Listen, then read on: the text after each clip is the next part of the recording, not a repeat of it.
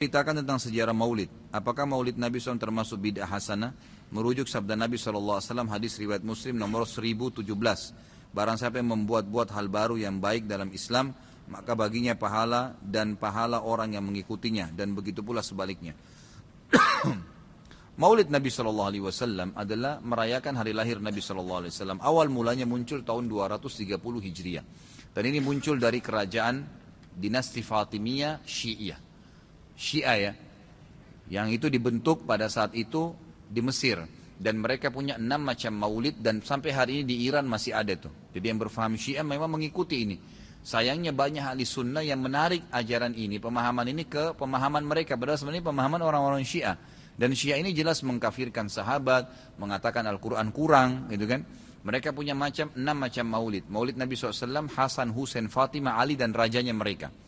Dan mereka pada saat membaca maulid dengan zikir-zikir yang sering kita dengar sekarang, itu ya mereka berdiri di tengah-tengahnya karena menganggap ruhnya Nabi SAW sedang lewat. Banyak orang ahli sunnah di Indonesia yang benci dengan Syiah, karena pemahaman Syiah jelas ya mengkafirkan sahabat, mencaci maki Abu Bakar dan Umar, mengkafirkan mereka, mengatakan Quran kurang, tapi mereka tidak sadar maulid yang mereka lakukan adalah acara dari orang-orang Syiah. Gitu kan? Anda boleh kembali kepada buku sejarah, semua buku sejarah menjelaskan masalah itu.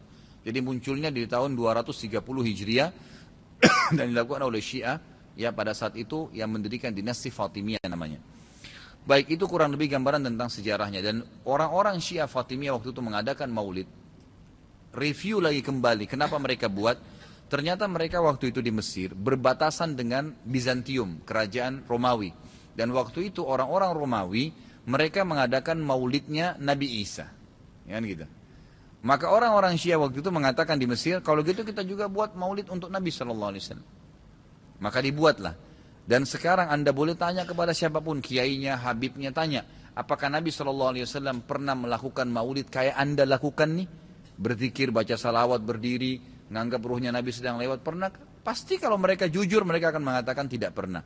Ditanya, lalu kenapa Anda lakukan? Bentuk cinta kepada Nabi SAW. Bentuk cinta itu harusnya mengikuti dan mencontohi dan melakukan apa yang dicontohkan dan diperintahkan saja. Enggak menambah. Gitu kan? Karena kalau kita menambah seakan-akan kita menganggap Nabi SAW masih ada yang belum disampaikan. Para Nabi sudah pada saat meninggal menyampaikan semua.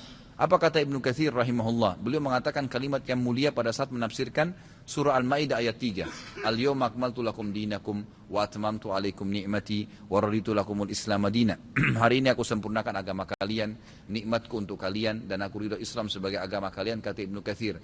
Ayat ini dalil yang paling nyata dan jelas ya, menekankan bahwasanya Nabi SAW tidak menghembuskan nafas terakhirnya kecuali sudah menyampaikan semua apa yang Allah tuntunkan, dan umat ini tidak butuh lagi tambahan, yang kecil sampai yang besar, yang samar-samar sampai yang jelas, gitu kan? Semua dijelaskan, semua sudah disampaikan.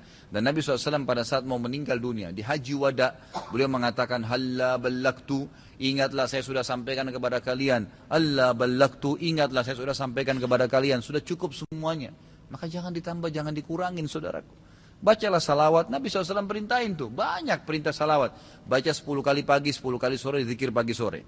Boleh juga dijadikan sebagai zikir rutin kita tiap hari. Nabi SAW perintahkan untuk baca salawat, gitu kan. Dianjurkan untuk membaca. Di hari Jumat disuruh memperbanyak salawat untuk Nabi SAW. Setiap kali disebut namanya SAW, dalam majelis ini berapa kali kita katakan Nabi SAW, Nabi SAW. Itu semua fadilah, itu diperintahkan, gitu kan. Tapi jangan dikarang secara khusus, karena itu akan menambah. Sekali lagi, saya tidak menyalahkan. Kalau Anda ngotot mengerjakannya, mengatakan ini benar, silahkan, itu hak Anda. Saya menyampaikan apa yang saya ketahui, gitu kan. Saya tidak menyalahkan, tidak menghardik, saya mengingatkan apa yang saya ketahui. Kalau Anda anggap ini benar, terimalah, gitu kan. Karena orang yang bijaksana, orang yang berakal adalah orang kalau menerima, mendengar sebuah penyampaian dan itu benar, lebih benar dari apa yang dia ketahui sebelumnya, maka dia menerimanya. Ya, maka dia akan selamat dari sifat sombong, kan gitu. Kalau masalah hadis yang disebutkan tadi, Nabi SAW mengatakan barang siapa yang membuat hal yang baru. Jadi ini terjemahannya pun keliru sebenarnya, gitu kan.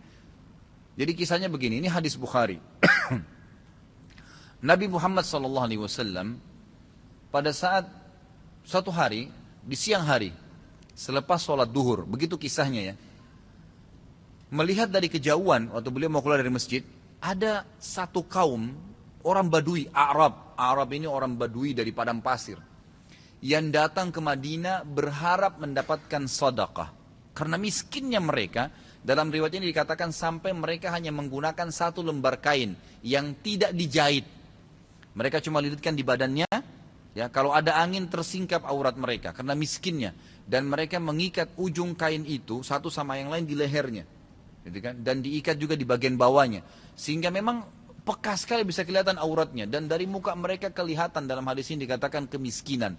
Wajahnya sudah hitam, kelihatan tua sekali karena susahnya. Lalu Nabi SAW naik di atas mimbar sambil berkata, ini pentingnya mempelajari sababul wurudnya hadis. Sebabnya hadis disebutkan. Sama kalau ayat sababun nuzul ya. Perhatikan hadis tadi yang disebutkan, ini adalah sababul wurudnya. Ini saya ceritakan sekarang.